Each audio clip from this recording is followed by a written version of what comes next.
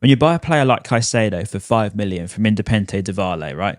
You bring him in and you then have to loan him out. You bring him in again and he comes into the first team. He sets the world alight. You sell him for plus 100 million profit.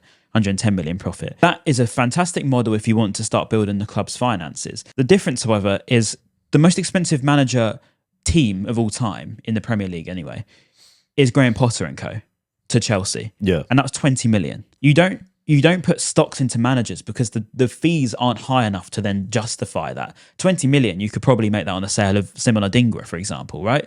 It wouldn't bear justifying taking a gamble on a manager and hope it works out, because realistically all you're actually doing is giving them, I guess, a work experience essentially. You're giving them an opportunity to prove themselves, and the impact of a manager going wrong versus the impact of a player going wrong is stark difference.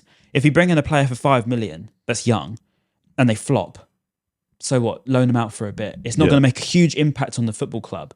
Whereas if you bring in a manager that's not quite ready yet and he flops, the entire squad's going to have to suffer for that. And the club status is going to have to suffer for that. And that's why the risk and reward is actually just way too high. Maybe it was a gamble that Bloom tried, as he is a gambling man, and it just didn't work and we have to accept it for what it is. But I think if you're then saying, oh, he could be a good manager in 3, 4, 5 years' time, great, I'm sure he could be. But you don't put that gamble on a manager. You put that gamble on the player because of everything of that. On the finance, on the impact of the squad. If you have a player fly off the roof and he's absolutely unbelievable, it's great. But if he isn't, you just drop him. You've got someone else to cover for him. You can't do that with a manager.